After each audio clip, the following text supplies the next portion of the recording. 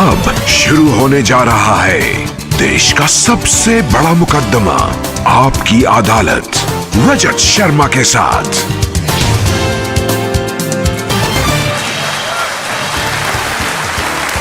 नमस्कार, आपकी अदालत में आपका बहुत बहुत स्वागत है। आपकी अदालत में हम ऐसे लोगों को इनवाइट करते हैं जिनको लेकर जनता के मन में उत्सुकता रहती है, जिनसे लोग सवाल पूछना चाहते हैं, जिनके बारे में लोगों के मन में क्यूरियोसिटी होती है। पिछले दिनों मैं जहां भी गया, लोगों ने मुझे एक शख्स के बारे में कहा, आप इन्हें आपकी अदालत में बुलाइए, और मैं भी सोचने के लिए मजबूर हो गया, ये कौन है जिसके बारे में हर पब्लिक फंक्शन में लोग मुझे कहते हैं, जिसके बारे में लोग मैसेज भेजते हैं, दर्शकों की बार बार मांग आती है। पता किया, इनकी सोशल मीडिया पर काफी फॉलोइंग है। जब ये अपने घर से बाहर निकलते हैं तो सड़क पर ट्रैफिक जाम हो जाता है, लाखों लोगों की भीड़ इकट्ठा हो जाती है। इस शख्स को आपकी अदालत में आमंत्रित कर रहा हूं। प्लीज वेलकम बागेश्वर धाम के प्रमुख धीरेन्द्र कृष्ण शास्त्री।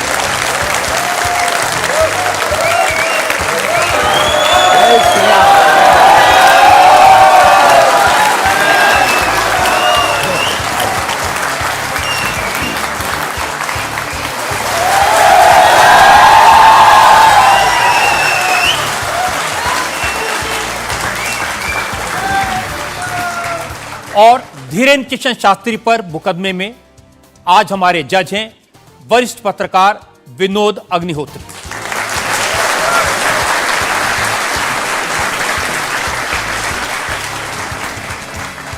इससे पहले कि मुकदमा शुरू करें, इल्जामात सवालात का सिलसिला शुरू करें, आज के जज विनोद अग्निहोत्री की इजाजत चाहेंगे आज की कार्रवाई शुरू करने के लिए। इजाजत है मुकदमा शुरू करने की। और इससे पहले कि पहला इल्जाम लगे शास्त्री जी पर, एक नजर डालते हैं शास्त्री जी के लाइफ पर। आजकल पूरे देश में बागेश्वर धाम के प्रमुख धीरेन्द्र कृष्ण शास्त्री की बहुत चर्चा है।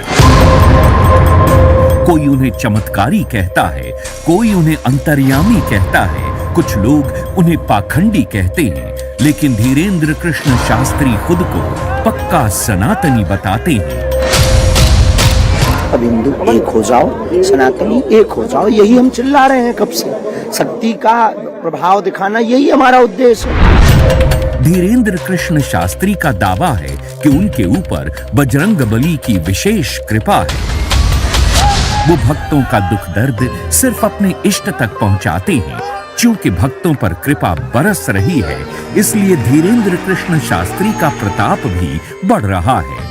उनके भक्तों की संख्या अब लाखों में है। धीरेन्द्र कृष्ण शास्त्री सिर्फ 26 साल के हैं। साल 2 साल में ही बागेश्वर धाम के पीठाधीश्वर के रूप में वे विख्यात हो गए। अब बड़े बड़े मंत्री और अफसर भी उनके दरबार में हाजिरी लगाते हैं। धीरेन्द्र कृष्ण शास्त्री सबसे पहले नजरों में आए जब संस्कार टीवी पर उनकी भागवत कथा दिखाई जाने लगी। फिर वो चमत्कार भी दिखाने लगे। 21वीं सदी के इस कथावाचक के वीडियो आजकल हर मोबाइल में है। बाबा इंस्टाग्राम से लेकर फेसबुक तक हर जगह छा चुके हैं। जैसे जैसे धीरेन्द्र कृष्ण शास्त्री की लोकप्रियता बढ़ी तो विवाद भी सामने आ गए। धीरेन्द्र कृष्ण शास्त्री का दावा है कि वो कोई पैसा नहीं लेते। जो उनके दरबार में आना चाहता है उसे सिर्फ हनुमान जी के यहाँ नारियल बांधकर अर्जी लगानी पड़ती है। धीरेन्द्र कृष्ण शास्त्री एक अच्छे वक्ता हैं। अब उनका संकल्प है कि वो सनातन धर्म को घर घर पहुंचाएंगे और भारत को हिंदू राष्ट्र घोषित करवाएंगे। आपकी अदालत में धीरेन्द्र कृष्ण शास्त्री अपना मुकदमा खुद लड़ेंगे। तो आइए शुरू करते हैं आज का मुकदमा। आपकी अदालत में पहला इल्जाम धीरेन्द्र कृष्ण शास्त्री पर। आपकी अदालत में बागेश्वर धाम के प्रमुख धीरेन्द्र कृष्ण शास्त्री पर आरोप है कि ये पब्लिसिटी के लिए स्टंट करते हैं। शास्त्री जी, बहुत सारे लोगों ने मुझे कहा कि आपको आपकी अदालत में बुलाएं, सोशल मीडिया पर आपकी मैंने देखा बहुत लंबी चौड़ी फैन फॉलोइंग है, 40 लाख लोग आपको फॉलो करते हैं। बहुत सारे वीडियोस मुझे लोगों ने भेजे। आप सड़क पर निकलते हैं तो चारों तरफ भीड़ लग जाती है। तो एक वीडियो मैं जनता को दिखाना चाहता हूं जो आपके लोगों ने मुझे भेजा है।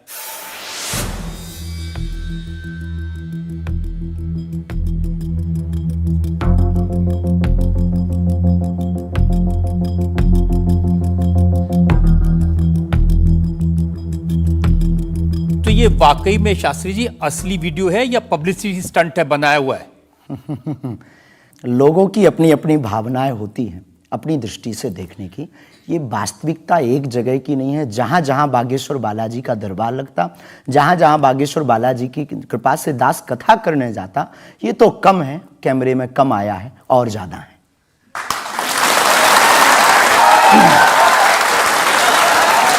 लेकिन 26 साल की उम्र में इतनी चर्चा, इतनी पब्लिसिटी, ऐसा क्या है आप में? जिसका गुरु बलवान होता है, चेला पहलवान होता है। जो लोग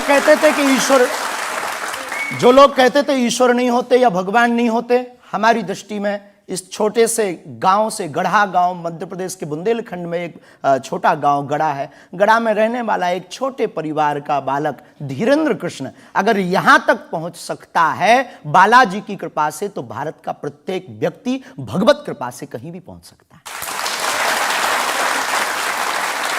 आपने ये नहीं बताया कि यहां तक कैसे पहुंच गए हैं। ये जो लोग हैं, जो फॉलो करते हैं, जो आपके बारे में इतनी बातें करते हैं, ये क्यों करते हैं? क्या है आप में? बागेश्वर बालाजी की कृपा वो सब पर है। लेकिन आप अगर कहेंगे, क्योंकि आपसे जीतना तो बड़ा मुश्किल है, हम पहले आपको साफ कर दें कि चूंकि आपका नाम तो रजत शर्मा जी है, लेकिन हम आपको दयालु नाम से, क्योंकि हमारी भारतीय परंपरा में बड़ों का नाम नहीं लेते, तो हम आपको दयालु कहकर संबोधित करेंगे, अगर बुरा ना लगे तो। नहीं, आप कुछ भी करिए। वैसे हम आपके यहाँ आज मेहमान हैं, तो ये हमारा अधिकार भी है। तो दयालु जी, हमारे ऊपर, सबके ऊपर बागेश्वर बालाजी की कृपा है। लेकिन हमने अपने गुरुदेव की जो चरणों की सेवा की, उस सेवा के माध्यम से ऋषि परंपरा की जो मंत्र विधा हमको प्राप्त हुई है, वो हमारे पास एक ऐसी अनूठी है जिससे पूरा विश्व की मंगल कामना भी करते हैं। पूरा विश्व अपनी समस्याओं के समाधान के लिए गुरु के नाते बागेश्वर धाम चला आता है। शायद इसीलिए लोग हमारे पास आते हैं। मैंने तो ये देखा कि जब से आप संस्कार टीवी पर आना शुरू हुए और लोगों ने आपके प्रवचन सुने, उसके बाद लोकप्रियता बड़ी तेजी से बढ़ने लगी। हाँ, ये कह सकते हैं माध्यम है, परंतु देखो साधन है, साध्य नहीं। दरबार 3 पीढ़ी से लग रहा, हमारे दादा गुरु जी भी लगाते थे, हम भी 11 साल से लगा रहे। नजर आपकी आज पड़ी है अब इसमें, और हमें ये लगता है कि इसमें ये हमारी गलती नहीं है, देखने वाले की गलती है। बड़ी देर से देखा है हमें, हम तो पहले से ही गुरु कृपा से चमकदार थे। मुझे तो लग रहा है बहुत जल्दी देख लिया आपको, अभी तो आपकी उम्र ही कुछ नहीं है। हम उस परंपरा से हैं, जब 5 वर्ष की अवस्था में ध्रुव जी लीला कर सकते हैं, प्रहलाद जी लीला कर सकते हैं, तो हम 26 साल में क्यों नहीं लीला कर सकते? तो आपने क्या क्या लीलाएं की हैं? कोई ऐसी लीला नहीं की जिसमें हम फंसे हैं, लेकिन आपकी अदालत में आए हैं, तो आपके उसमें आप जो कह रहे हैं, तो हमारे जीवन में गुरु कृपा से जो जो किया सब सनातन के लिए किया, और केवल सनातन के लिए करें। लीला का मतलब ये, हम कोई ईश्वर नहीं है, हम कोई भगवान नहीं है। साधारण जैसे ये इंसान है, वैसे हम मानव हैं, हम में कोई अलग नहीं है। बस हमने अपनी परंपरा को ठीक से जाना, ये अलग है। आप जब स्कूल में पढ़ते थे तो जैसे बाकी छात्र होते हैं ऐसे ही थे लगभग, और मास्टर जी कहते थे ये स्कूल में ना है तो अच्छा है, इतना शरारती है? हाँ, उपद्रवी तो थोड़ा थे, क्योंकि हम जाते थे तो एक तो बहुत कम जाना होता था, लेकिन बहुत गंभीर और सौम्य भाव से हम जाते थे, और लोगों की भावनाएं हमारे पास रहती थी। चूंकि हमारे दादा गुरु का नाम बहुत प्रसिद्ध था, तो दादा गुरु के कारण लोग हमको भी प्रेम देते थे, स्नेह देते, दुलार देते। हमारे दादा गुरु जी को हनुमान जी का 2 बार साक्षात्कार हुआ, ऐसा हमने माना, और उनके अनुयायियों ने माना। तो हम जब स्कूल में जाते थे, तो बचपन से ही बड़ी कृपा थी, तो लोग, बच्चे हमारे पास आते थे, सब क्लासें एक साथ हो जाती थी, 9वीं 10वीं 8वीं सब एक हो जाती थी, जिसमें हम बैठते थे। अच्छा महाराज जी बताइए हमारी कितनी परसेंटेज बन रही है? तो हम वो बचपना उस वक्त ऐसा भाव रहता था दिखाने का। अब तो बहुत गंभीर हो गए, लोगों ने कह करके हमें बड़ा गंभीर बना दिया। तो वो भाव रहता, अच्छा ठीक है तेरी प्यारे 56% बन रही और मेहनत कर 60 हो जाएगी। तो कौन हनुमान जी बताते थे कितनी परसेंटेज है? गुरु प्रेरणा हमसे कोई शक्ति बात नहीं करती है, कोई सामने नहीं हमारे पास बैठती है, हमें तो अनुभव होता है, प्रेरणा होती है। जो ऋषि परंपरा में प्रेरणा है, जो हमारे भारत में अनेकानेक महापुरुष, तो हमको प्रेरणा लगती है, ऐसा अनुभव होता है कि ऐसा होगा। जैसे हमें प्रेरणा लग जाती है कि ऐसा होगा, वो हम लिख देते हैं और इष्ट कृपा से और अपने इष्ट के प्रति आस्था से वो बात सत्य निकलती है। हमारा जीवन भी बड़ा अभाव से गुजरा। एक छोटी झोपड़ी रहती थी, वो भी झोपड़ी कच्ची झोपड़ी, उसमें पिताजी रहते थे, हमारी माँ, हमसे छोटी बहन और उससे छोटा भाई, 5 लोग उसमें रहते थे। उसी में भगवान को स्थान था। दादा गुरुजी निर्मोही अखाड़ा से साधु थे, तो उन्हें परिवार से ज़्यादा मतलब नहीं था। तो बड़ा अभाव में गुजरा हमारा जीवन, बहुत विचित्र स्थितियों में गुजरा। लेकिन अभाव ने प्रभाव की महिमा बताई और आज प्रभाव ने हमें अभाव की महिमा बताई। तो आप कह रहे हैं कि जब छात्र थे तो साधारण छात्र थे जैसे बाकी बच्चे होते हैं, वैसे आज घर परिवार वैसा था जैसे बाकी लोगों का होता है। कोई नई बात नहीं, कोई ऐसा, हम कोई ईश्वर नहीं है, हम संसार से कोई अलग से ब्रह्मा जी की फैक्ट्री से सेट नहीं भये। हम जैसे दुनिया है वैसे हम हैं। बस गुरु परंपरा और हनुमान जी की कृपा क्या होती है, शायद हनुमान जी ने और गुरु ने हमको चुना ये ललकार कर बताने के लिए, हमें लगता है हमारे। इस देश में तो बहुत सारे लोग हैं जो हनुमान जी के भक्त हैं, करोड़ों लोग। हाँ, मंगलवार को शनिवार को मंदिरों में जाते हैं, व्रत रखते हैं, प्रसाद चढ़ाते हैं। तो हनुमान जी ने आपको क्यों पकड़ा? कुछ ज्यादा ही घनिष्ठता होगी हमारी, उनको ज्यादा मोहब्बत हम पर आई होगी। लेकिन इस करोड़ों लोगों में हनुमान जी के लाखों भक्त हैं। उन्होंने अपने लिए मांगा और हमने पूरी विश्व के लिए मांगा। इसीलिए हमें लगता है कि हम में और बाकियों में अंतर है।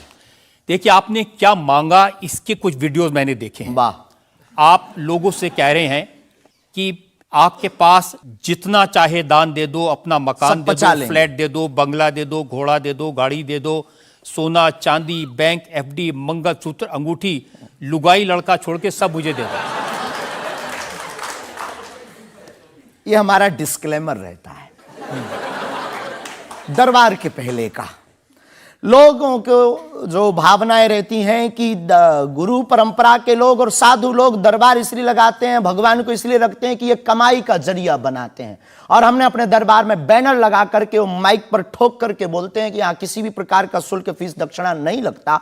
पर अगर तुम शिष्य मानते हो अपने आप को और हम गुरु हैं, तो गुरु परंपरा के नाते अगर कुछ भी तुम दे दो, अगर आप भी इंडिया टीवी का ये हाउस हमारे नाम करें, हमें कोई दिक्कत, हमें कोई दिक्कत, और लेते भी हैं। लेना बुरा नहीं है, उपयोगिता बुरी है। लेकर के उसका सदुपयोग करते या दुरुपयोग करते। हम लेते हैं, कोई अगर देता है तो स्वीकार करते गुरु के नाते। हम उस परंपरा से हैं जहां अंगूठा तक दान गुरु को दे दिया जाता है, हम भी लेते हैं। कितना कमा लेते हैं? हमारी तो कोई फिक्स कमाई नहीं है, क्योंकि हमारी कोई कंपनी या बिजनेस नहीं है। कोई चढ़ा जाता है, हमारे पास करोड़ों सनातनियों का प्यार, लाखों करोड़ों लोगों की दुआएं, हजारों संतों का आशीर्वाद, इतनी कोई हमारी हिसाब कमाई किताब तो रखता होगा ना कि कितना पैसा आया। जितने सनातनी उतनी कमाई, हिसाब आप लगाओ।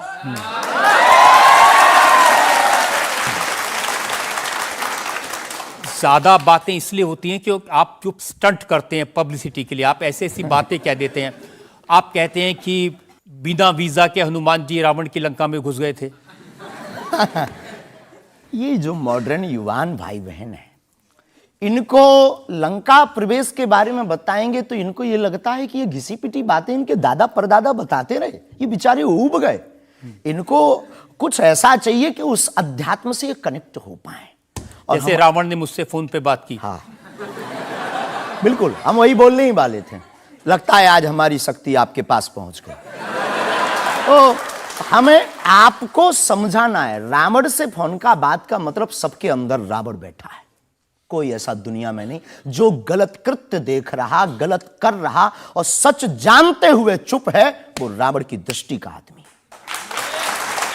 तो हनुमान जी लंका गए, इसको इन युवानों को कैसे जोड़े? इन्हें तो वीजा, पासपोर्ट, फॉरेनर ये शब्द पता है, तो इनसे कनेक्ट करने के लिए हमारा अध्यात्म इतना विशाल और इतना अथाह है कि उसमें कुछ भी आप डाल दो वो आप स्वीकार सोच रहे हैं करेंगे। कि आपको अध्यात्म पता है, इनको नहीं पता। इस देश ऐसा की नहीं जनता हमने को कहा। आपसे ज्यादा अध्यात्म पता है। ऐसा हमने नहीं कहा। हमें अपने हिसाब का पता है, उन्हें अपने हिसाब का। वो अपने में श्रेष्ठ हैं, हम अपने में अब जो कोशिश कर रहे हैं विद्यार्थी। हमने ऐसा कभी नहीं कहा कि हम श्रेष्ठ हैं, और ये आरोप हमें नहीं लगता कि ठीक है। आपका ये कहना कि मेरे पास एक गधा है जिसमें वाईफाई है और वो प्लेन में भी वाईफाई चलता है, ये मजाक की बातें नहीं है। लोगों की दृष्टि से, भावनात्मक दृष्टि से देखा जाए तो ये बहुत गहरा विषय है। मजाक की दृष्टि से अगर कोई देखेगा तो देखो, जाकी रही भावना जैसी प्रभु मूलत देखी तिन तैसी। भगवान की कोई लीला को सिर्फ रास लीला को उठाते हैं, लेकिन हम तो महाभारत भी उठाते हैं। तो अपनी अपनी दृष्टि है, हम ये मजाक में नहीं कहते। हम उनको बताना चाहते हैं कि हमारे देवी देवताओं से जो हमारे इष्ट की परंपरा की जो निशानी है वो अगर नज़दीक रहे, गुरु की निशानी अगर नज़दीक रहे, माता पिता की बातों की निशानी नज़दीक रहे, तो बेटा कभी गलती नहीं करेगा, वो 4 चांद लगाता रहेगा। शास्त्री जी, इसको कहते हैं आप अंधों के शहर में आईना बेचने की कोशिश कर रहे हैं।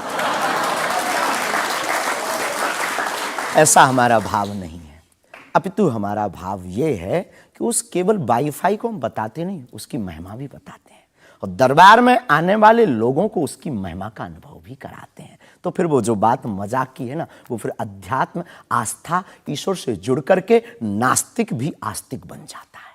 देखिए, आपको भोले भाले लोगों को बताना चाहिए कि भाई ये मैं मजाक में कह रहा हूं, विनोद हम कहते भी हैं। और ये मैं ये असल हम में बहुत कह बार बोलते हैं, विनोद हम कर रहे हैं, हम बहुत बार बोलते हैं। अब कोई हमारे विनोद को सीरियस ले ले तो वो उसका निजी अनुभव है। तो अब मैं लोगों को बता दूं कि एक बार बगैर टिकट पकड़े गए थे आप रेलवे में। हाँ, ये तो बताना चाहिए, बिल्कुल पकड़े गए थे। लेकिन ये भी बताइए कि हम टीटी से ही 1100 रुपया लेकर आए थे। उसी टीटी से लेकर आए थे, जिस वाईफाई की आपने चर्चा की, उसी वाईफाई की दम पर उसके बाप का नाम बताकर लेकर आए थे। इसी तरह की बातें कह के ऐसे दिखाते हैं जैसे चमत्कार कर दिया, जैसे मेरे ऊपर हनुमान जी की बहुत कृपा हो गई, मैं भविष्यवक्ता हूं, और फिर जो भोले भाले लोग हैं वो प्रभावित हो जाते हैं। हमने कभी एक नहीं दावा किया कि हम चमत्कारी हैं। आज भी आपकी अदालत में हम कहते हैं कि हम कोई चमत्कारी नहीं है, हम कोई ईश्वर नहीं है, हम कोई महात्मा नहीं है, हम एक आम इंसान हैं। लेकिन हमारी अपने इष्ट की प्रति आस्था, ऋषि परंपरा के प्रति आस्था है, जो महर्षि वाल्मीकि से पत्र दरबार की महिमा चली है, उस महिमा का हम अनुकरण करते हैं, और उस आस्था में उलझनों में का रास्ता मिल जाता है, तो उसे आप चाहे चमत्कार मानिए, अथवा फिर आप अपनी बुद्धि से जो जिसने जो जाना वो हमें माना। देखिए शास्त्री जी, बहुत सारे ऐसे लोग हैं, गरीब हैं, परेशान हैं, बीमारियों से थके हारे हैं, डॉक्टर से आशा छूट जाती है, हॉस्पिटल से आशा छूट जाती है, वो आपके पास आते हैं, वो सोचते हैं यहाँ इलाज मिलेगा। किसी का बच्चा बोल नहीं सकता, किसी का बच्चा चल नहीं सकता, वो लोग बड़ी आस्था विश्वास लेके, जो मैंने जानकारी हासिल की, वो आते हैं, सोचते हैं कि यहाँ से शायद उन्हें कोई रास्ता दिख जाएगा, और उन्हें मिल जाता है। जो आते हैं श्रद्धापूर्वक आते हैं। देखो, जिंदगी में अगर वो परेशान है और डॉक्टर से परेशान होकर के या कहीं से भी निराश होकर के आया और उसे कुछ मिले ना मिले, हम ये तो नहीं कहते, जिसकी जितनी निष्ठा उसको उतना हमारे बागेश्वर बालाजी के दरबार में मिलता। और अगर नहीं मिलता, अगर उसे जीवन जीने की अगर डांडस और सात्तावना मिलती है, तो क्या ये भी कम है?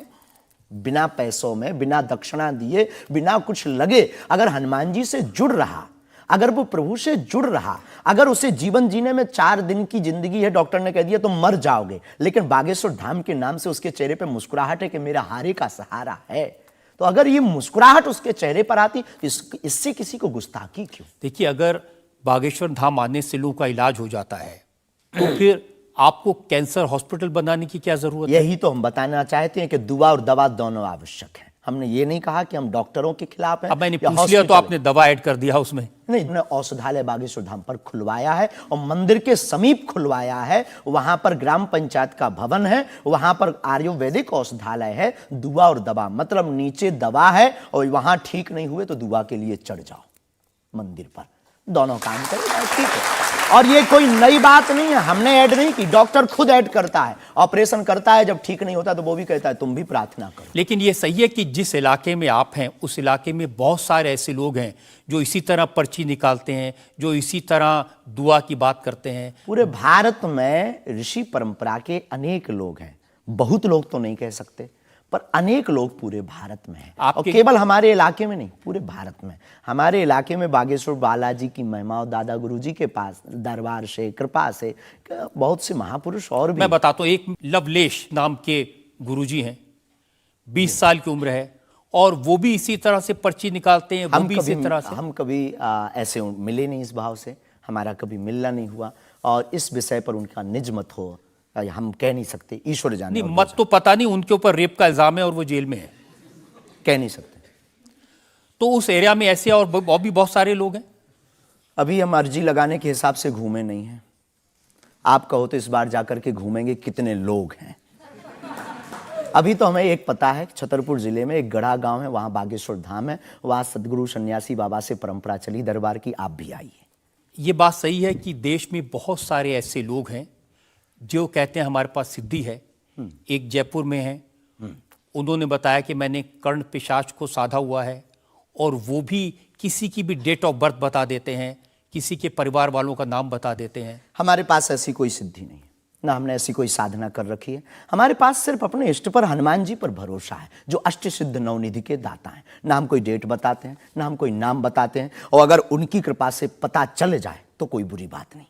जनता में जो लोग सवाल पूछना चाहते हैं, आमतौर पर क्या होता है कि संत का नाम आते ही हमारे माइंड में एक इमेज बनती है कि दाढ़ी होगी, बहुत ही जो उनकी वेशभूषा होगी बहुत ही सिंपल और सरल होगी, लेकिन आपकी वेशभूषा देख के, टोपी देख के लगता है एकदम कलरफुल रहता है। आपकी दुनिया ही रंगीन है तो साधु को भी रंगीन होना चाहिए। बहुत बढ़िया, बहुत बढ़िया। जब 7 रंगों की भरी दुनिया है माय डियर सिस्टर, 7 रंगों से भरी दुनिया है, तो मुझे क्या दिक्कत है। और हम कोई साधु नहीं, हम कोई महात्मा नहीं, ना हमने चोला ले रखा है। हम एक वर्ण व्यवस्था की बात नहीं करेंगे, हम एक गुरु के शिष्य हैं और आम इंसान हैं। और अगर कोई सरनेम पूछे तो हम शुक्ल वंशीय सरयूपारी ब्राह्मण हैं। तो जो 7 ब्राह्मणों की वेशभूषा है वो हमने धारण की, गुरु के नाते हमने ये पादुका अपनी एक परंपरा को निर्वाहन करने के लिए धारण की। और टोपी कोई आया तो दे गया, अगर आप कुछ दो बहन हमें तो वो भी स्वीकार है। आप चाहो तो कुछ हमें पहनने को दे सकते हो, हम पहन लेंगे। एक वेबसाइट ने लिखा कि ये जो टोपी पहनते हैं ये पहनाने वाले से भी कुछ गुरु दक्षिणा लेते हैं, जो कपड़े पहनते हैं, जो कपड़े जिसके दिए पहनते हैं उससे भी कुछ पैसा लेते हैं। आज तक ऐसा कोई मिला नहीं है, खोज जारी है। किसी ने हमें आज तक दक्षिणा नहीं दी, टोपी पहनाने के नाम पर या कपड़े पहनाने के नाम पर। हम तो राह चलते कोई मिल जाता है तो उसका पहन लेते, अपना दे देते हैं। हम तो साधु उस परंपरा के हैं, उस परंपरा के। लेकिन अच्छे लगते हैं आपको ये रंग बिरंगे कपड़े? बहुत आनंद आता है। क्या दिक्कत है साहब? किसी को दिक्कत है वो हमसे ज्यादा रंगीन पहने। एक शायर ने कहा कि जो खानदानी रईस हैं वो मिजाज रखते हैं नर्म अपना, आपका लहजा बता रहा है आपकी दौलत ये शोहरत नई नई नहीं।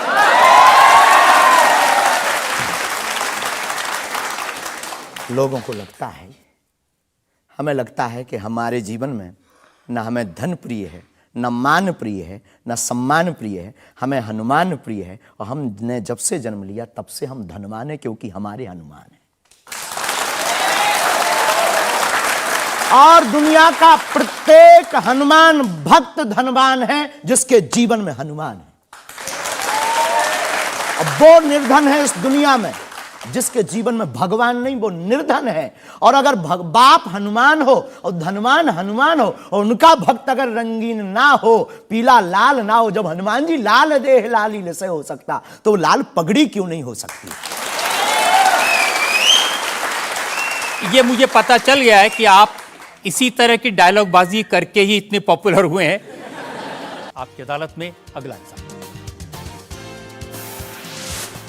आपकी अदालत में बागेश्वर धाम के प्रमुख धीरेन्द्र कृष्ण शास्त्री पर इल्जाम है कि ये असभ्य भाषा का प्रयोग करते हैं। शास्त्री जी, कुछ लोग आपको पीठाधीश्वर मानते हैं, कुछ लोग गुरु मानते हैं, लोग महाराज कहते हैं, बड़ा आदर करते हैं। कोई संत कहता है लेकिन आप जिस भाषा का प्रयोग करते हैं वो इस गरिमा के अनुकूल नहीं लगती कई बार। जैसे आपने एक पत्रकार को कहा कि तुझे नंगा कर दूंगा, ये साधु की भाषा तो नहीं हो सकती, ये संत की भाषा तो नहीं हो सकती। ब्राह्मण समाज पर कमेंट करने वाले एक व्यक्ति को आपने कहा मूर्ख, ठठेरी के बरे, नकट्टा। तो ये ठठेरी क्या ये होता कोई हम जातिवादी नहीं है, पहली बात तो हम ये क्लियर है? नहीं, ये ठठेरी क्या होता है? ये हमारे बुंदेलखंड का एक भावनात्मक शब्द है, ठटरी।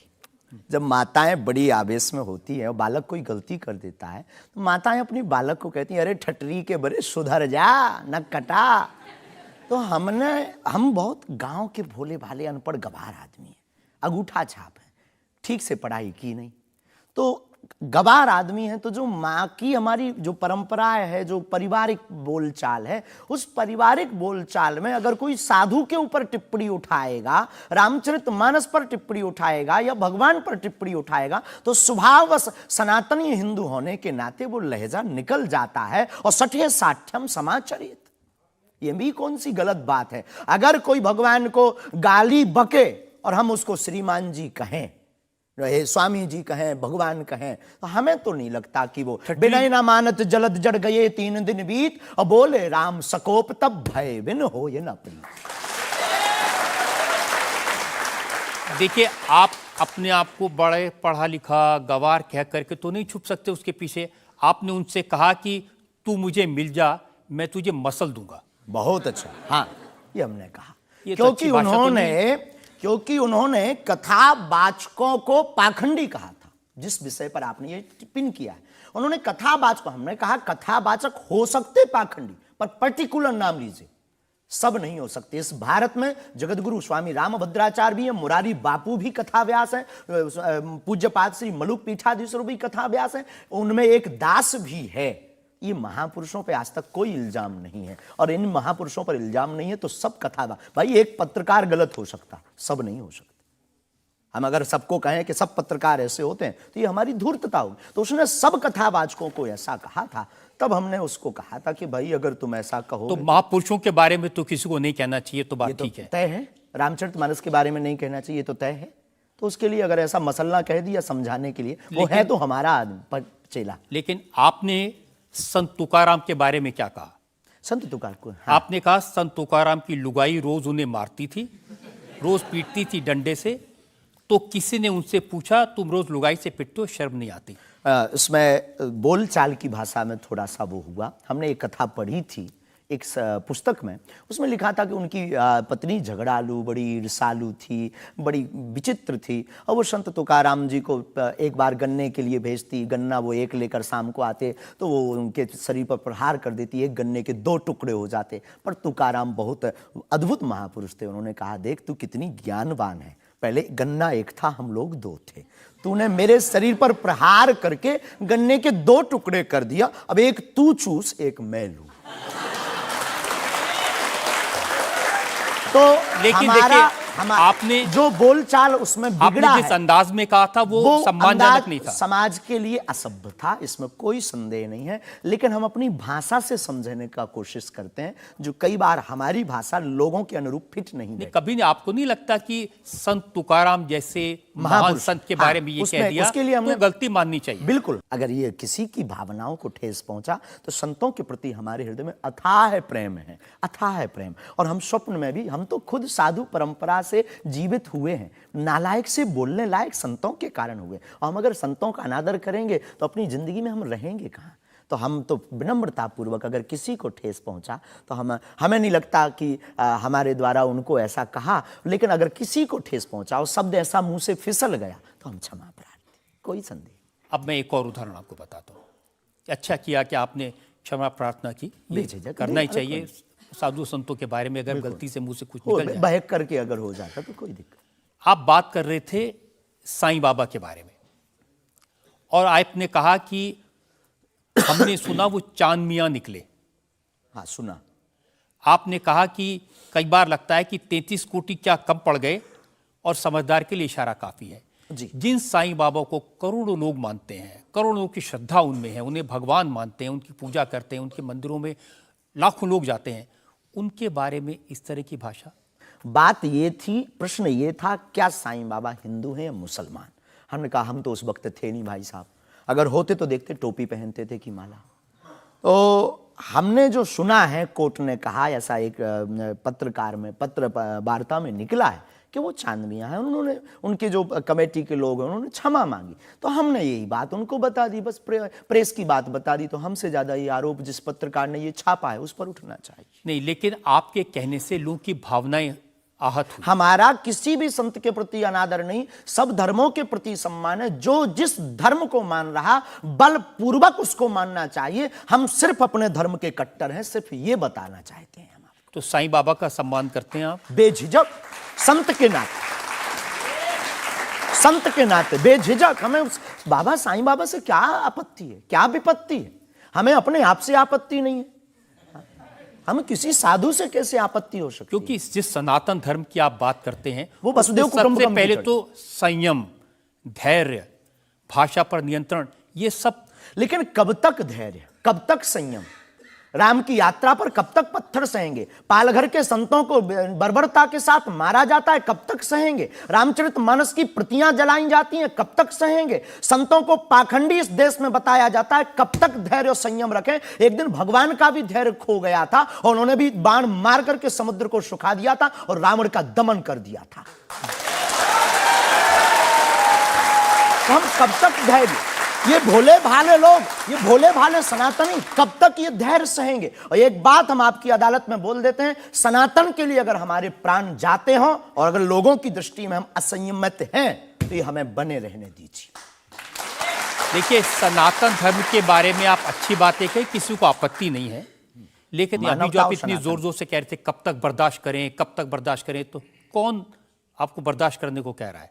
जो ये प्रतियां जला रहे हैं, जो संतों को मार रहे हैं, जो सनातन के खिलाफ झूठा प्रचार कर रहे हैं, जो संतों के खिलाफ और सनातन की संस्कृति को छिन्न भिन्न करने के लिए मूवी बना रहे हैं। जब आप ऐसी बातें कहते हैं ना, तो असदुद्दीन ओवैसी जैसे लोगों को ये कहने का मौका मिलता है कि इन लोगों को अनाप शनाप बातें करने का अधिकार दे दिया सरकार ने।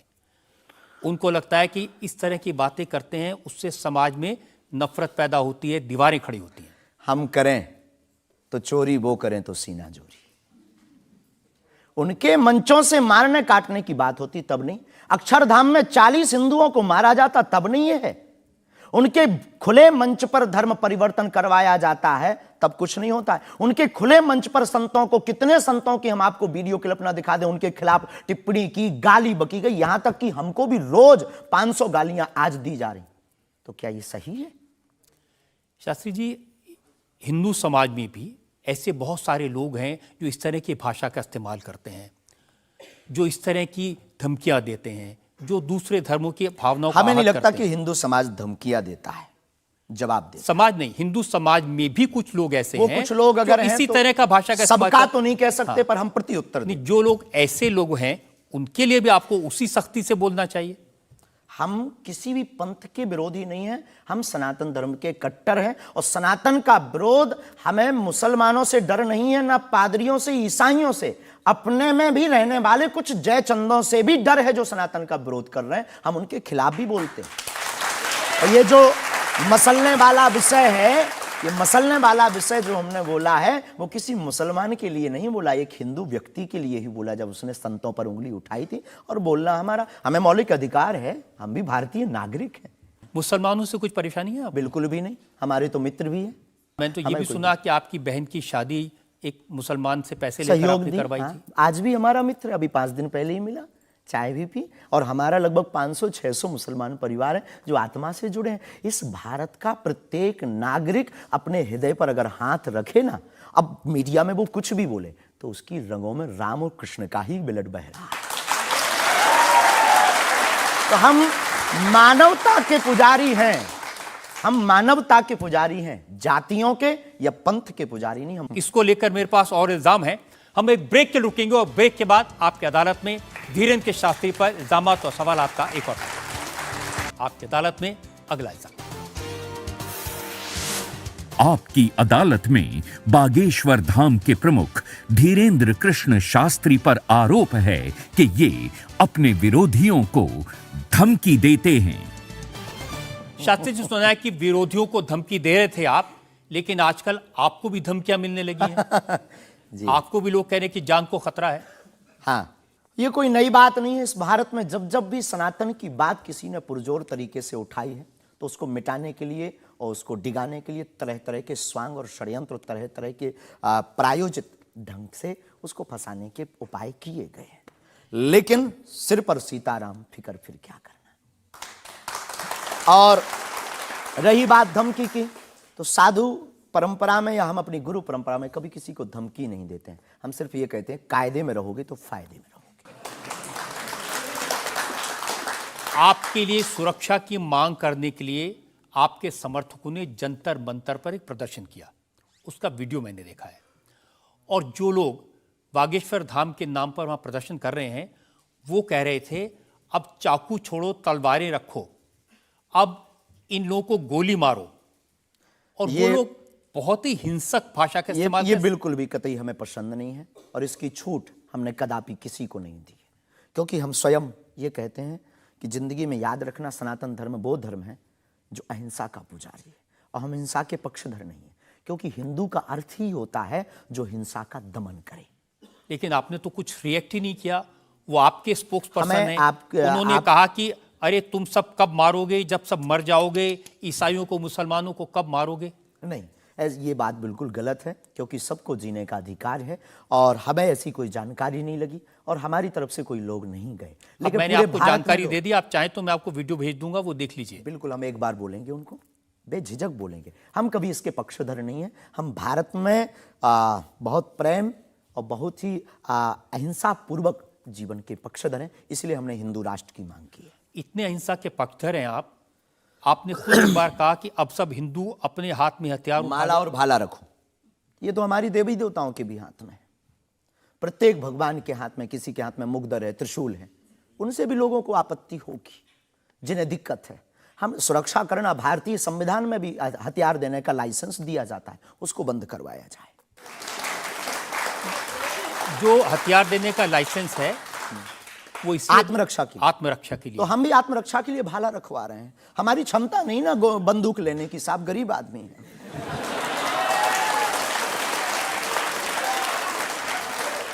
जब आप इस तरह की बातें करते हैं ना, तो फिर सवाल ये उठता है कि आपकी सुरक्षा के लिए टैक्स पेयर क्यों पैसा दे, जनता क्यों पैसा दे। आप इस तरह की बातें करेंगे, भाला की बात करेंगे, बंदूक की बात करेंगे, गोली की बात करेंगे, तो धमकी मिलेगी। हाँ मिलेगी, लेकिन हमने कभी बंदूक की बात नहीं की, हमने भाला और माला की बात की। और रही बात सुरक्षा की, तो प्रत्येक नागरिक की सुरक्षा करने की जिम्मेदारी भारत सरकार की है और हमें अपने इष्ट और भारत की सरकार पर भरोसा है, वर्तमान सरकार पर भरोसा है। साधु संत के तुम रखवारे, असुर निकंदन राम दुलारे, एक तो हमारा पहला भरोसा ही है।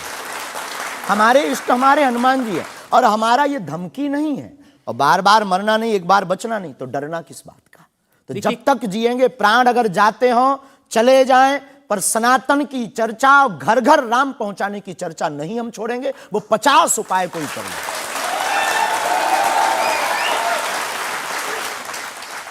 कोई ना कोई डर तो है। आप कहते हैं कि मैं अब बुलडोजर खरीदने वाला हूं, हिंदुओं एक हो जाओ, पत्थर मारने वालों पर बुलडोजर चलाओ।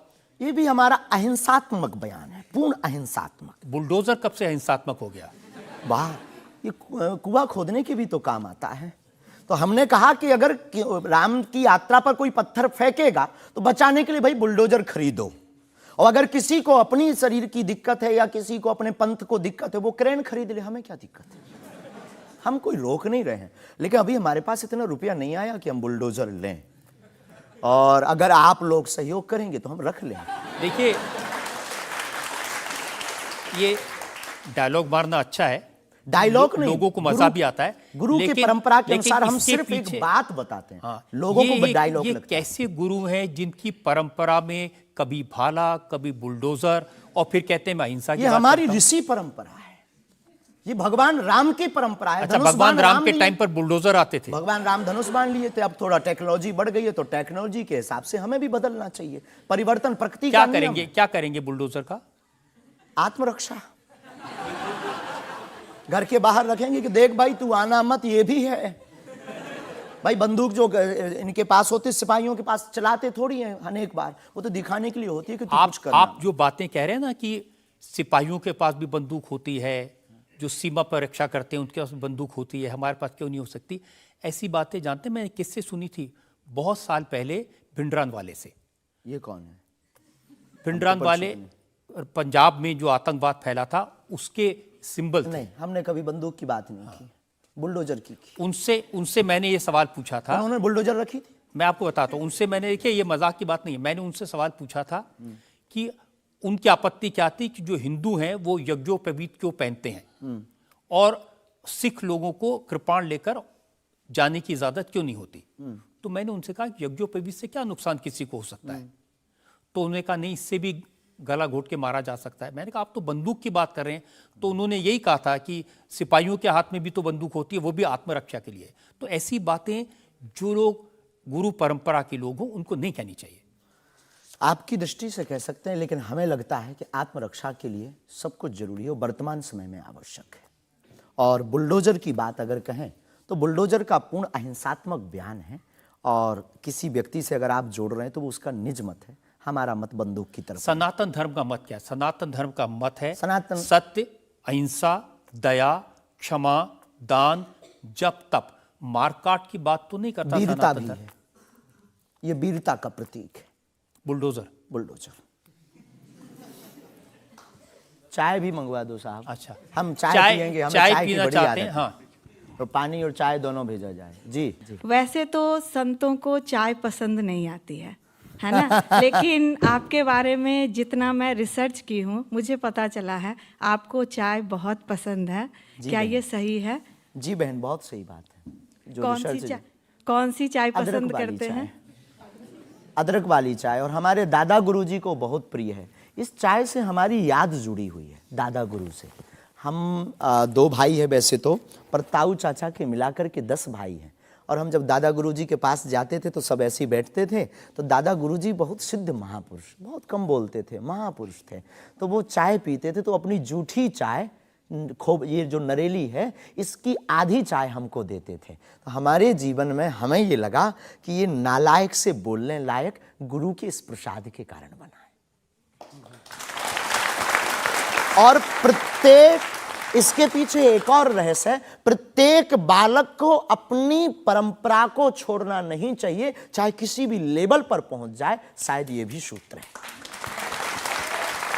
शुरुआत जहां से हुई, गुरु से शुरू जिसका जीवन हुआ, उसे कुछ भूलना नहीं चाहिए। इसलिए हम भूले नहीं, ये शायद हमें लगता कि हमारी अच्छी आदत है। चाय बुरी आदत, क्षमा कीजिए। युवाओं से प्रार्थना है, मत पीना, हम नहीं रुकेंगे।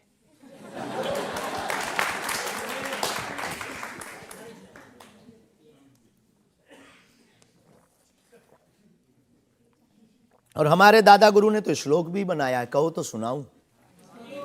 चाय पर श्लोक। चाय पर श्लोक आपने नहीं सुना होगा, एक बार सुन। केटली गर्भ संभूतम शक्कर पत्ती मिश्रितम कप मध्य विराजते देवी ओम चाय चंडिकाय नमो नमः। और केवल इतना ही नहीं, चाय और चाह दोनों जिंदगी में बहन जरूरी है।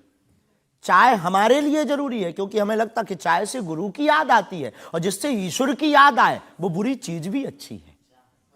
और चाह, परमात्मा को पाने की चाह भी जिंदगी में बहुत जरूरी है। जिसके अंदर ईश्वर को पाने की चाह होती, वो आदमी भी नंबर 1 का होता। चाह पैसों से आनों में आती रही, चाह आनों से रुपया बनाती रही, चाह रुपयों से नोट बुनाती रही, चाह नोटों से कोठी चुनाती रही, चाहे कोठी में मोटर मंगाती रही, चाहे मोटर से होटल में जाती रही, चाहे होटल में बोतल खुलाती रही, चाहे क्या क्या ना करती कराती रही।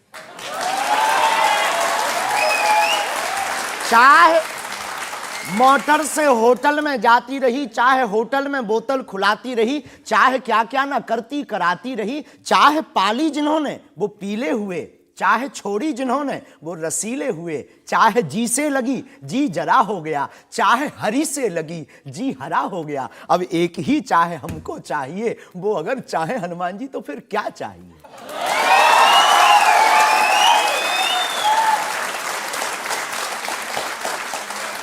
अब आप ये मत कहना कि ये डायलॉग बाजी है क्योंकि हम आपकी अदालत में ये कह दें, हमारा कोई भी बयान डायलॉग नहीं है, हमारा प्रत्येक बयान हमारे युवाओं को और भारत को जगाने का है। मैं तो सोच रहा था कि आपको पहले से पता होगा कि मैं क्या पूछने वाला हूं। शायद ये जो चाय आप पीते हैं, इससे एनर्जी आती है, ऊर्जा आती है, शक्ति मिलती है? लगभग गुरु की याद आती है। और देखो चाय पीना, देखो सच बात यह है कि चाय पीना ठीक नहीं है, चाय हानिकारक है, भूख मारती है। लेकिन हम 24 घंटे में 18 घंटे सेवा करते हैं, लगभग 17 घंटे गद्दी पे बैठते बोलते हैं। भूख लगेगी तो नींद आएगी, नींद को मारने का एक बहुत अच्छा उपाय है चाय पी लेंगे। भूख कम तो हम ज़्यादा समाज सेवा कर पाते हैं, हमें ऐसा लगता है, पर डॉक्टरी भाषा में ये ठीक नहीं है। तो ये सिर्फ समाज सेवा के काम आती है, या फिर जैसे शाहरुख खान की फिल्म पठान को आपने क्रिटिसाइज किया, वो भी चाय का असर था? चाहे कोई नशा नहीं है, लेकिन अगर आप उसकी बात करें तो हमने सिर्फ सनातन की बात की कि हमारे सनातन पर भगवा रंग ही बेशरम क्यों बार बार। एक फिल्म 1987 के लगभग आई थी, संतोषी माता की फिल्म। संतोषी माता की फिल्म आने के बाद लोगों की भावना इतनी दृढ़ होगी कि शुक्रवार को टमाटर और नींबू बिकना कम हो गए। और अगर आप सनातन के खिलाफ, आपको याद होगा, और अगर सनातन के खिलाफ कोई मूवी बनाओ तो मंदिरों में, भगवान के चरणों में और माता पिता और गुरु के प्रति आस्था लोगों की कम हो जाएगी। इसलिए बार बार हमारी संस्कृति, हमारे सनातन और हमारे भगवान राम को टारगेट ना किया जाए। देखिए, बिना देखे आपने फैसला कर लिया कि वो भगवान राम को टारगेट किया गया है, सनातन को टारगेट किया गया है। भगवा रंग तो देखने की जरूरत ही नहीं है, खून ही भगवा है। रंग से किसी धर्म को जोड़ना ये तो ठीक नहीं। ये देश तिरंगे का देश है और तिरंगे में तीनों रंग हैं। बिल्कुल है, और सब रंगों का सम्मान करना चाहिए। तो है, तो हमने कभी, अच्छा तो भगवा रंग, हरा रंग भी तो बेशरम हो सकता है। हाँ, क्यों नहीं हो सकता? हो सकता है ना। हाँ। बस यही हमारी मांग है। देखिए, ये इस तरह की जो मांगे करते हैं ना, उसी पर मुझे आपत्ति है।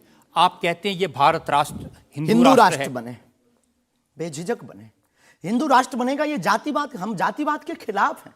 कब तक गालियां जातिवाद के नाम पर, कब तक राजनीतिक रोटियां सेकी जाएंगी? ये बंद करो अब। कब तक जातिवाद के नाम पर वोट लेंगे? आप ये बंद करो, भारत को हिंदू राष्ट्र बनाओ। सामाजिक समरसता होगी, सब में समानता होगी, सौहार्दता होगी, न पत्थर गलेंगे, न रामचरितमानस जलेगी, न राम के ऊपर कोई टिप्पणी होगी। हिंदू राष्ट्र होगा तो राम राज्य आ जाएगा। भारत विश्व गुरु है।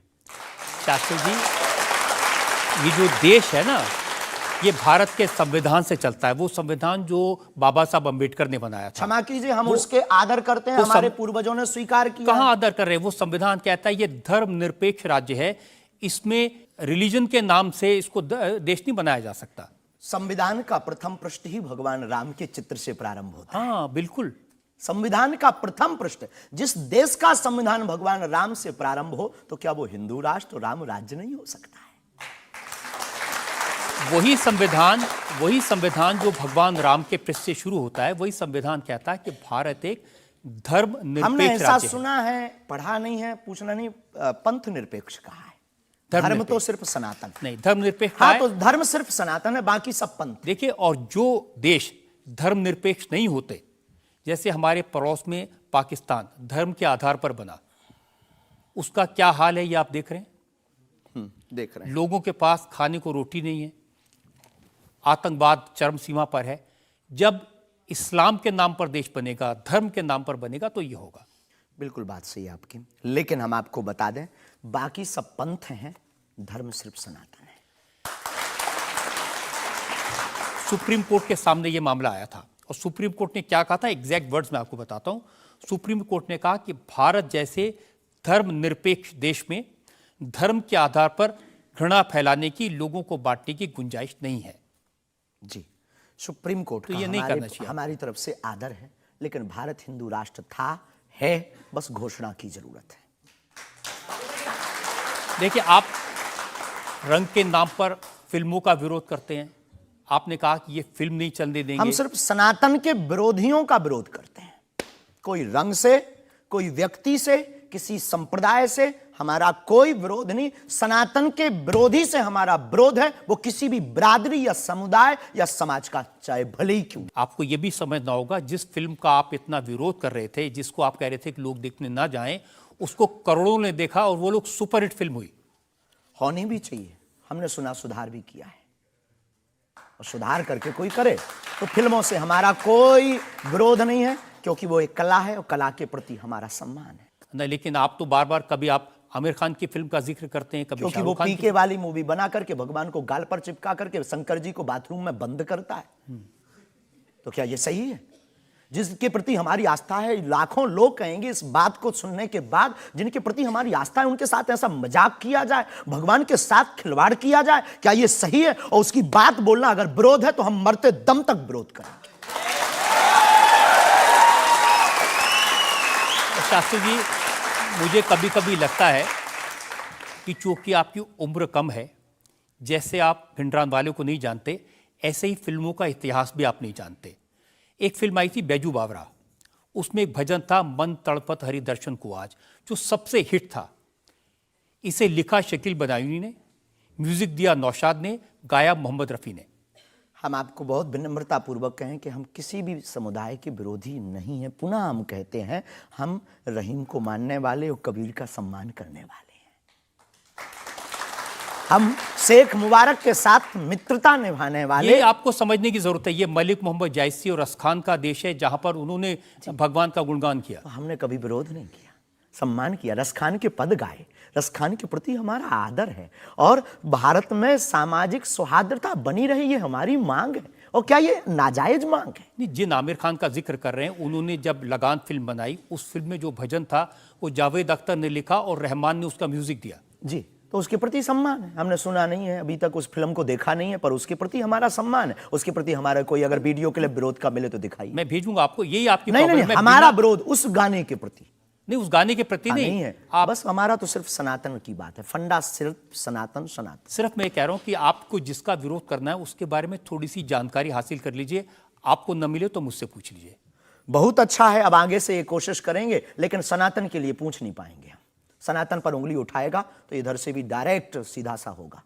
ऐसा लगता है कि जैसे आपने सनातन धर्म के नाम पर धमकियां देने की दुकान खोल ली है। अगर किसी को यह धमकी लगती है तो उसे लगना चाहिए, क्योंकि प्रत्येक भारतीय नागरिक को बोलने का अधिकार है, और हमें भी बोलने का अधिकार है सनातन के लिए, क्योंकि हमारा जन्म सनातन के लिए हुआ, हमारा जीवन सनातन के लिए है, और हम मरेंगे भी सनातन। बोलने पर आपत्ति नहीं है, हम धमकी देने पर आपत्ति है। हम धमकी नहीं देते, हम सिर्फ ये कहते हैं कायदे में रहो तो फायदे में रहो। ये भारत राम का देश है, बस हम कायदा सिखाते हैं, और गुरु का काम है कायदा सिखाना, धमकी नहीं। गुरु क्या डांट करके धमकी देता है? गुरु धमकी, अगर कुम्हार मटका बनाता है तो भीतर से हाथ भी तो लगाता है।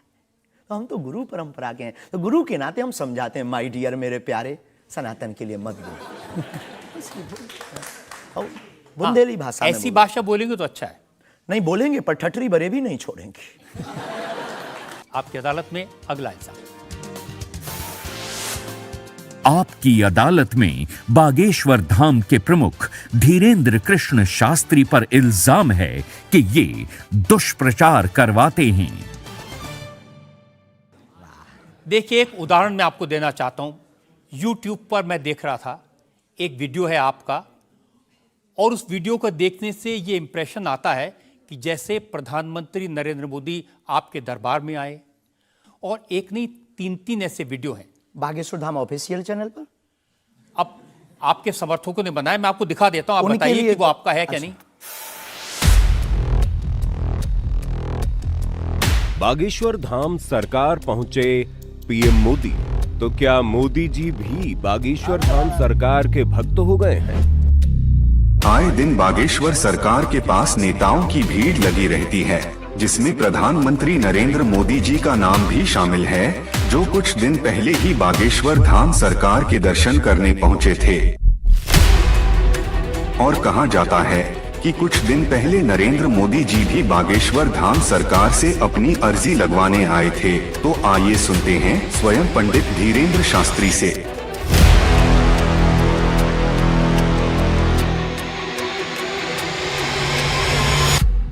मोदी जी को ये प्रोजेक्ट करते हुए जैसे बागेश्वर धाम आए, मेरी जानकारी है कि 3 वीडियोस हैं, उनमें से एक बागेश्वर धाम का है। बागेश्वर धाम के ऑफिशियल चैनल से कभी हो ही नहीं सकता है, न ऐसी भूल हो सकती है, क्योंकि हमने कभी ऐसी इजाज़त नहीं दी। ये बहुत बड़ी गलतियां हैं। टीआरपी के चक्कर में रोज़ तो लोग हमारी शादी करवा देते हैं यूट्यूब पर।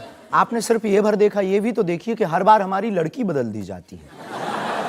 हैप्पी बर्थडे कहीं ये कह दिया जाता है। एक ने न्यूज़ डाली थी, बागेश्वर सरकार 23 तारीख को परिणय सूत्र में बंधेंगे। संतों के फोन आने लगे। तो ये सिर्फ मीडिया पर, चूंकि बागेश्वर धाम बहुत सर्च हो रहा, और हनुमान जी भला सर्च हो क्यों ना। हनुमान जी तो लोगों की श्वास में, ये पवन पुत्र हैं। तो लोग बागेश्वर धाम बालाजी के नाम से सर्च करते हैं, तो लोगों को जो कुछ यूट्यूब वाले हैं, सब नहीं, कुछ यूट्यूब वाले हैं जो अपनी व्यूअरशिप बढ़ाने के चक्कर में इस प्रकार का कुकृत्य करते हैं, जो दुष्प्रचार है। और बागेश्वर धाम ने इस पर अनेक बार कार्रवाई भी की, उनके खिलाफ नोटिस भी भेजा, और अनेक बार डिस्क्लेमर भी बागेश्वर दरबार में हमने दिया है कि किसी भी प्रकार की भ्रामक जानकारी से बचें। धाम का इस प्रकार से कोई भी लेना देना नहीं है। ये खुद की निजता के साथ वो बेफुजूली के कार्य कर रहे हैं, और बागेश्वर धाम इसके लिए कानूनी कार्रवाई भी करवाएगा। शास्त्री जी, प्रधानमंत्री को लेकर इस तरह की वीडियो बागेश्वर धाम के नाम से जाएं, तो आपको नहीं लगता कि ये भोले भाले लोगों के लिए मिसलीडिंग है? लोग ऐसी बातों पर भरोसा कर लेंगे। धाम से तो हुआ नहीं, कोई कर रहा हो तो खबर नहीं है, पर कर रहा जो, उसके खिलाफ कानूनी कार्रवाई। अगर आपके नाम पे भी कोई कर रहा है तो भी आपको कोई एक्शन लेना चाहिए। आपने कुछ कार्रवाई की है? हाँ, अनेक बार नोटिस भी भिजवाया है, अनेक बार कितने चैनलों को बंद करवाया है। जो कई बार कोई खान के खिलाफ कर देते थे हमारे लिए, कई बार कोई धमकी डाल दे, बागेश्वर धाम पहुंचे जेल, अब वो ऐसी हथकड़ी हो, वो पुलिस अगल बगल लगा देते थे। तो इनसे हमारी, आपके सोच से भी प्रार्थना, इसको बहुत देखा जाएगा, आपकी अदालत को जब भी देखा जाए, इस प्रकार की भ्रामक जानकारी से बचें। हम इस प्रकार, कोई भी हमारा दरबार या कथा प्रदर्शन का विषय नहीं है, हमारी कथा और दरबार दर्शन का विषय है। तो आपकी तरफ से मोदी जी के वीडियोस को लेकर के क्या कार्रवाई की गई? इसमें अभी इसकी हमें आज पता लगा है कि मोदी जी का बना है। पूर्व में हमको वो जेएलएल वाला बताया था, हमें इसका ज्ञान नहीं है, लेकिन हम जाते ही तुरंत आपकी अदालत के बाद लीगली कार्रवाई एफआईआर अपने अमुक थाने पर करवाएंगे। अच्छा, इसके अलावा और भी बहुत सारे वीडियोस हैं। देवेंद्र फडणवीस का है, मनोज तिवारी का है। ये तो आए थे। ये भी फर्जी वीडियो है कि अरे नहीं, ये तो आए थे, इनके मत करवा दियो ना ना ना। देवेंद्र फडणवीस जी भी आए थे, मनोज तिवारी हमारे बहुत प्रिय शिष्य हैं, वो भी आए थे, और बहुत आए हैं, पर मोदी जी नहीं आए हैं। हाँ, ये बता देते हैं। तो इन पे एफआईआर जी डिलीट ना करवा दियो, आप रोक दियो। लेकिन आपके 1-2 सेंटेंसेस हैं जिसमें आप कुछ मोदी जी कह रहे हैं, मोदी जी आइए। हाँ, वो हम लंदन में दरबार में थे, ये शायद उससे अगर ये जोड़ा हो, पूरा तो देखा नहीं, उससे जोड़ा हो तो खबर नहीं, हौस नहीं। मोदी जी वो जहाँ लंदन में राम कथा हम कर रहे थे, तो श्री राम मंदिर के, सनातन मंदिर के जो प्रमुख हैं वो एक मोदी जी हैं, और वो भी गुजराती हैं।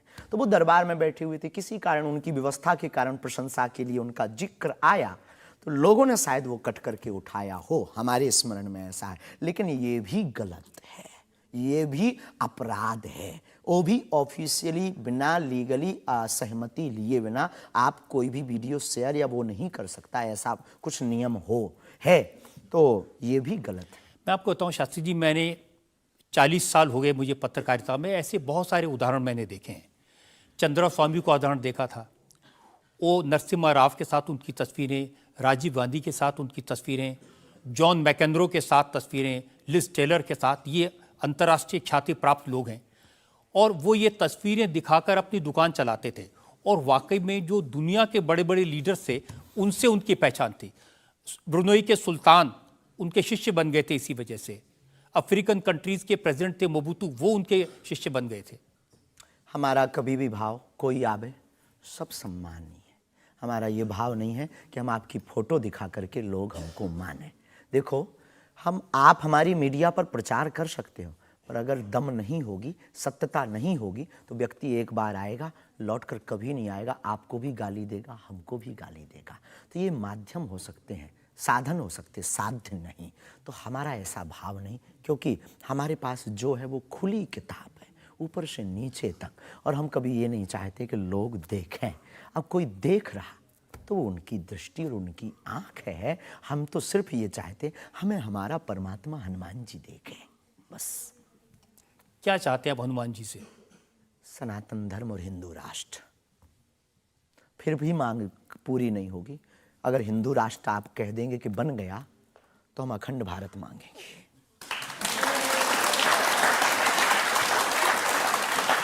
अगर वाकई में आपको भरोसा है कि बजरंगबली ऐसी इच्छाओं को पूरा कर सकते हैं, करते हैं, हमारी तो तो कर रहे हैं। स्केल थोड़ा बढ़ाइए ना, उनसे कहिए कि पुतिन को समझाएं कि यूक्रेन से अपनी सेना वापस ले ले।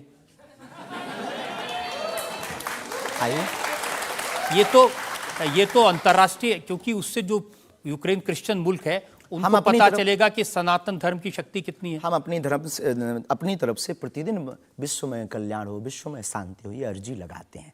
और हनुमान जी ने रावण को भी समझाया था, मान जा, भगवान है, वापस कर दो जानकी माता को। लेकिन जिसकी आ गई हो तो हनुमान जी की बातें उसे नहीं भाती हैं। गुरु के नाते हमने भी प्रार्थना की। अब किसी की आ गई, हम जो बताने, हमारे पास लोग आते, महाराज जी हम मर ना जाएं। अब उसको क्या कहें कि जो बता रहा उसे भी मरना है? हद हो गई। तो पागलों जैसी बात करते मेरे पागल।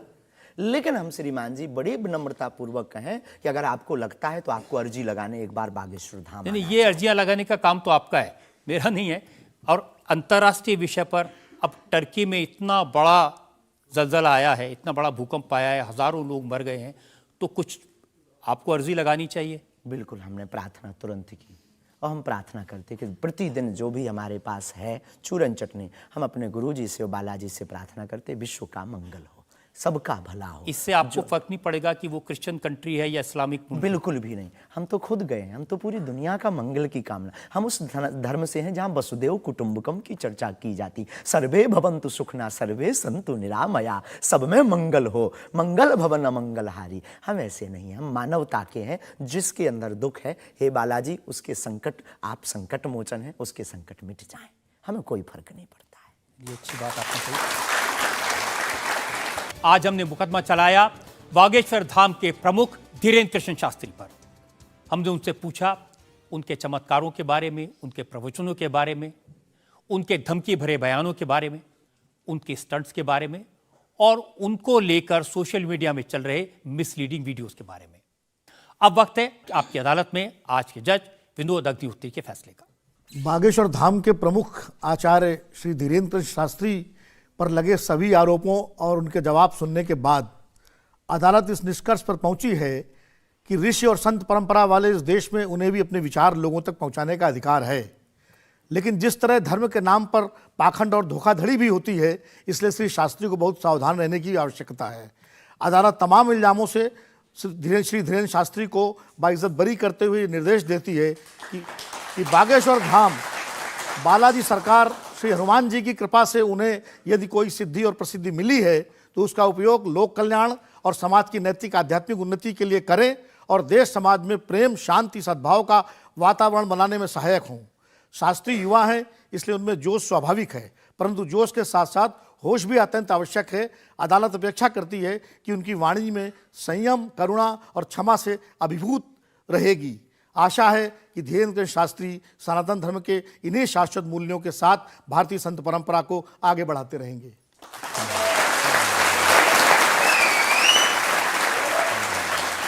इस विश्वास के साथ कि हमारे जज साहब ने जो हिदायत दी है धीरेन्द्र शास्त्री उसका पालन करेंगे, संभल कर रहेंगे और समाज में किसी भी तरह की भ्रांतियां न फैलें, इसका ध्यान रखेंगे।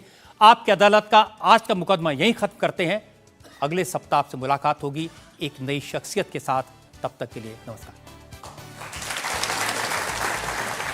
इंडिया टीवी हर वक्त हर जगह डाउनलोड करने के लिए सर्च करें India TV news Google play store या ऐप स्टोर पर।